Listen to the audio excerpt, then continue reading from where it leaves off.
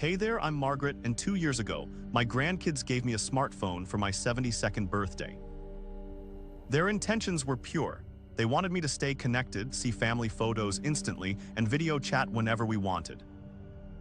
But when they left that day, I sat on my couch staring at this sleek rectangle of technology, and I felt something I hadn't felt in decades, completely and utterly lost. I remember thinking, I can't do this. I'm too old to learn. I actually put that phone in a drawer for 3 whole weeks. But today, I'm going to tell you how I went from hiding my smartphone to teaching other seniors at my community center how to use theirs. My journey from technophobe to what my grandkids call their techiegram wasn't easy. But it changed everything. Let's be honest about something that nobody likes to admit. New technology can be terrifying when you've lived most of your life without it. That fear is real, and it's okay to feel it. I spent my career as a high school librarian, surrounded by books, not touchscreens. The last new technology I had mastered was the library's digital catalog system before I retired in 2012. When I finally took that phone out of the drawer, my hands were actually trembling. I was afraid. I would break it. Afraid I would look foolish. Afraid I would never understand it. And you know what? Acknowledging those fears was actually the first step toward overcoming them.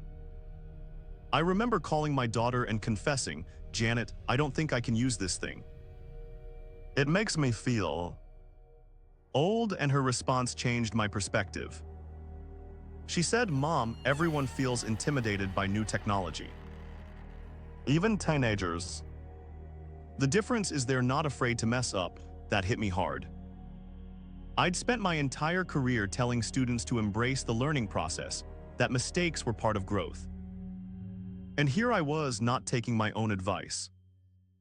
That night I made a decision. I would give myself permission to be bad at this. At first, my first attempt at learning came from my 15-year-old grandson, Tyler. Let me tell you, teenagers are wonderful, but patience isn't always their strong suit. "Grandma, just swipe here, tap there, it's so easy," he'd say, his fingers flying across the screen at lightning speed. He meant well, but I couldn't keep up, and it only reinforced my feelings of inadequacy. Then something wonderful happened. My neighbor Elaine, who's 68 and retired from accounting, stopped by for coffee. When my phone buzzed with a text, she noticed my hesitation to check it. "Still struggling with that thing?" she asked. When I nodded, she said, "I felt the same way last year. Want me to show you some basics?" The difference was night and day. Elaine spoke my language. She understood why certain concepts weren't intuitive to me. She didn't say, "Just tap this," she explained why we were tapping it. She related smartphone features to things I already understood. "Think of apps like the different sections of the Sunday newspaper," she said. "You've got your news, your entertainment, your classifieds. They're just organized as little icons now instead of paper sections." That comparison clicked for me. Suddenly, the home screen wasn't an intimidating grid of mysterious symbols. It was just a well-organized collection of tools and information, just like things I'd used throughout my life. If you're struggling with technology, find someone who understands both the technology and your perspective. Sometimes that's not family, it's a peer who remembers what it was like to learn. Here's where I made a breakthrough. Elaine asked me a simple question: "What's the one thing you most wish you could do with this phone?" I didn't hesitate. "See pictures of my great-granddaughter in California. Janet sends them to the family, but I never see them until someone visits and shows me." "Perfect," Elaine said. Then that's where we start. We ignored everything else: the camera, the internet browser, the countless apps, and focused solely on how to view and respond to photo messages. For 2 hours, that's all we practiced. By the end of that afternoon, I had seen dozens of photos of little Emma that had been sitting in my message inbox for weeks. The joy of seeing those pictures, her first steps, her messy attempts at eating spaghetti, her tiny hand waving at the camera, that was my motivation. I wasn't learning technology anymore, I was connecting with my family. This approach changed everything. Instead of feeling overwhelmed by everything the phone could do, I focused on what I wanted it to do. Each new skill had a purpose that mattered to me personally. I wanted to see more family photos, so I learned the photo gallery. I wanted to tell Janet how much the photos meant to me, so I learned text messaging. I wanted to talk to Emma even though she was across the country, so I learned video calling. Each new skill built naturally on my genuine desires to connect, not on some arbitrary checklist of smartphone features. And here's what I discovered. When you learn technology through the lens of what brings you joy, the fear starts to fade. The frustration becomes worth pushing through. Because at the end of that frustration is something that matters deeply to you. One of the best things I did was something that might sound strange at first. I started keeping a mistake notebook. In this little spiral notebook, I wrote down every error message I encountered, every wrong button I pushed, and what happened as a result. Beside each mistake, I wrote down the solution once I figured it out. For example, one of my first entries read, "Tried to send a message, but it showed a red exclamation point." Problem was trying to send while in airplane mode. Solution, turn off airplane mode by swiping down from top of screen and tapping the airplane icon until it's no longer blue. This notebook became my personal troubleshooting guide. More importantly, it showed me something powerful. Mistakes weren't catastrophes. They were just information. Each error taught me something new about how the phone worked. After a month, I noticed something interesting when I flipped through those pages. I wasn't making the same mistakes anymore. And new mistakes were becoming less frequent. I was learning one error message at a time.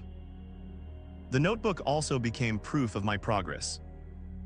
On difficult days when I felt like I wasn't getting anywhere, I could look back at problems that had once stumped me for hours but now seemed obvious. It was evidence that I was capable of learning this new world, despite what that voice of self-doubt kept whispering. I still keep that notebook, though I don't need it as much now. But whenever I feel intimidated by some new feature, I remember. Every expert started as a beginner who wasn't afraid to make mistakes and learn from them. About 6 months into my smartphone journey, something happened that I never expected.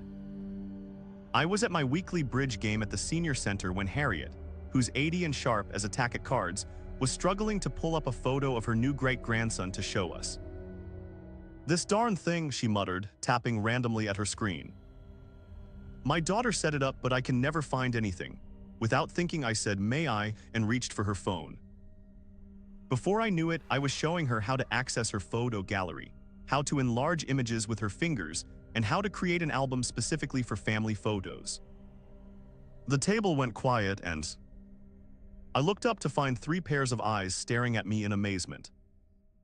"Margaret," my friend Dorothy said, "since when are you a computer whiz?" I laughed so hard I nearly spilled my tea. "Me? A computer whiz." The woman who had hidden her smartphone in a drawer for 3 weeks. But in that moment, I realized something profound. I had crossed an invisible line. I was no longer just a learner, I was becoming someone who could help others. That afternoon changed everything. For the first time, I felt a sense of pride in my technological abilities, instead of shame about my struggles. I realized that my journey, with all its frustration and small victories, had value not just for me, but potentially for others who were where I had been just months before. The following week, I did something I never imagined I would do. I spoke to the activities director at our senior center and offered to start a weekly smartphone basics gathering. Not a class, I was nowhere near qualified to teach a class, but a supportive space where seniors could bring their questions and we could figure things out together. To my surprise, 12 people showed up that first Thursday. Some had phones still in boxes. Others had been using smartphones for years but felt they were only scratching the surface of what was possible. And there I was, 72-year-old Margaret, former technophobe, standing at the front of the room saying, "Let's start with what matters most to each of you. One of the most important things I've learned, and now share with my senior center group, is that it's okay to adapt technology to work the way your brain works, not the other way around. For instance, I struggled terribly with remembering where different apps were located on my phone. The icons all looked similar to me, and their positions seemed arbitrary. After weeks of frustration, I finally realized I don't have to accept the default organization. I completely reorganized my home screen based on color. All the blue apps together, all the green apps together, and so on. Is this how the phone designers intended it? Probably not. Does it make perfect sense to my visual memory? Absolutely. Another senior in our group, Richard, who has slight tremors in his hands, was constantly opening the wrong apps because the icons were too small and close together. We discovered he could create a custom home screen with just 6 large icons for the apps he uses most frequently. Problem solved. The point is, we don't have to adapt ourselves entirely to the technology. We can meet in the middle by customizing our devices to work with our existing cognitive patterns and physical abilities. I've found that many seniors give up because they think there's only one right way to use a smartphone, usually the way their well-meaning children or grandchildren quickly demonstrate. But that's simply not true. These devices are remarkably customizable if you give yourself permission to experiment. In our senior group, we now start each session by asking, "What's frustrating you most about your phone?" Then we brainstorm ways to adapt the settings, organization, or approach to better match that person's needs and thinking patterns. It's been revolutionary for many participants who were ready to give up. When I first started using my smartphone, my only goal was to stay connected with my family, to see those precious photos and maybe manage the occasional video call. But I've discovered benefits I never anticipated, benefits that have genuinely improved my quality of life as I age.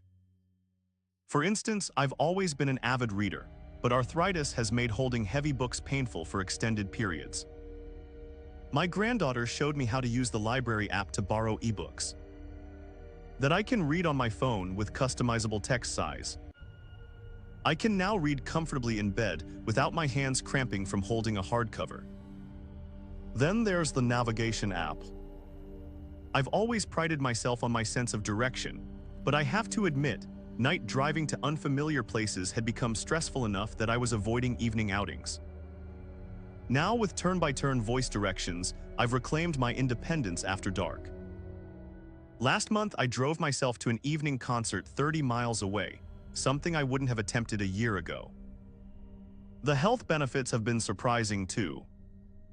I use a simple step-counting app that has motivated me to walk more each day.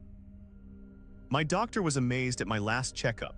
My blood pressure has improved, and I've lost 7 pounds just by trying to beat my record a little each week. And then there's the cognitive aspect. Learning new technology skills has genuinely exercised my brain in ways my crossword puzzles never did. Studies show that learning new skills can help maintain cognitive function as we age, and I believe it. The mental gymnastics of troubleshooting and remembering new processes has kept my mind active and engaged. I share these benefits with my senior group because I want them to see beyond the initial hurdle of learning. This technology isn't just about keeping up with the modern world or staying connected, though those are valuable. It's about enhancing our independence, our health, and our cognitive well-being during a stage of life when all of those things become increasingly precious. I want to be completely honest with you. This journey hasn't been a straight line of progress. There have been setbacks, moments of frustration so intense I nearly gave up. About 8 months into using my smartphone, there was a major operating system update. Overnight, some of the features I had finally mastered changed or moved. Icons looked different. Menus reorganized.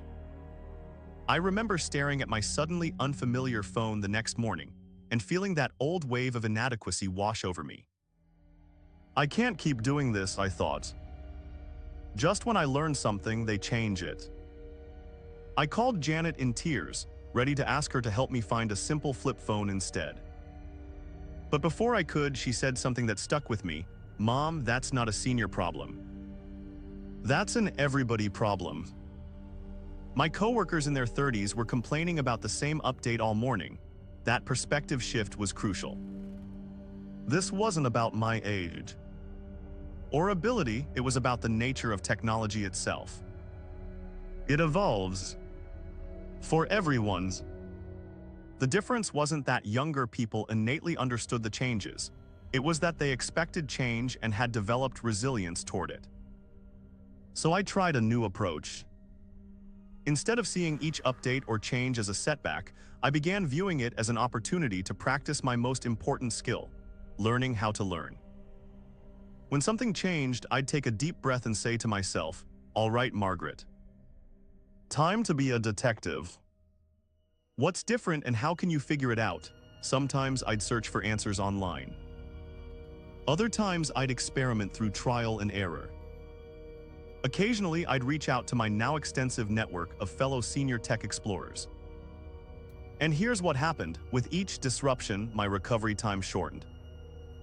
What once would have derailed me for weeks now only confused me for days, then hours, then sometimes just minutes.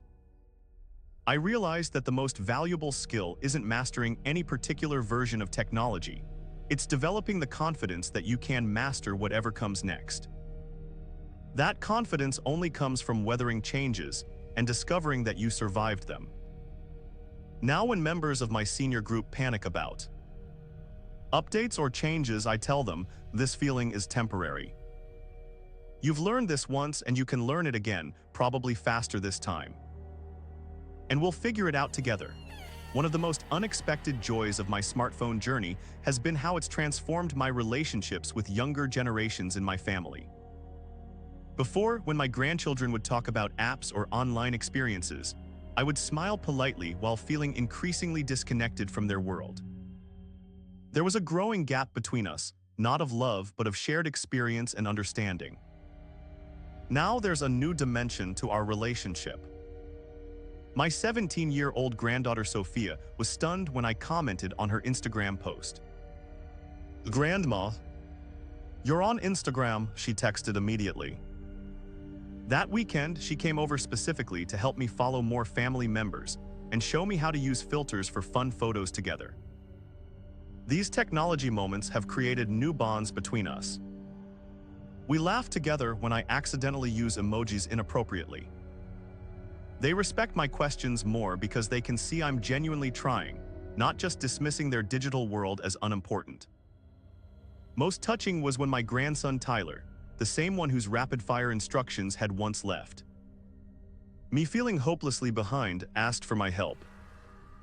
He needed to create a family history project for school, and he wanted to know how to record and save oral history interviews on his phone.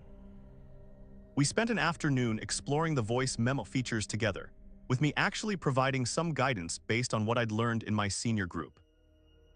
"You're pretty good at this, Grandma," he said with genuine surprise. The pride I felt in that moment was indescribable. Technology, which I once feared would isolate me from younger generations, has instead become a bridge between us. It's given us new ways to connect, new conversations to have, and opportunities for mutual teaching and learning that cross the generational divide. In my senior smartphone group, I now emphasize this benefit regularly. This isn't just about seeing photos or sending messages, I tell them. It's about remaining relevant and connected to the world your children and grandchildren inhabit. It's about speaking enough of their language to keep meaningful communication flowing both ways. So here I am, 2 years after staring at that intimidating black rectangle, now helping others navigate their own technology journeys. The woman who once hid her smartphone in a drawer now has a waiting list for her senior center technology group. If there's one thing I want you to take away from my story, it's this. It's never too late to learn something new, especially when that something connects you more deeply to the people and experiences that matter most. The secret isn't about having some special technical aptitude. It's about approaching technology with patience, purpose, and a bit of playfulness. It's about focusing on what you want to achieve rather than what you fear you can't do. Start with what matters to you personally, Find a patient guide who speaks your language.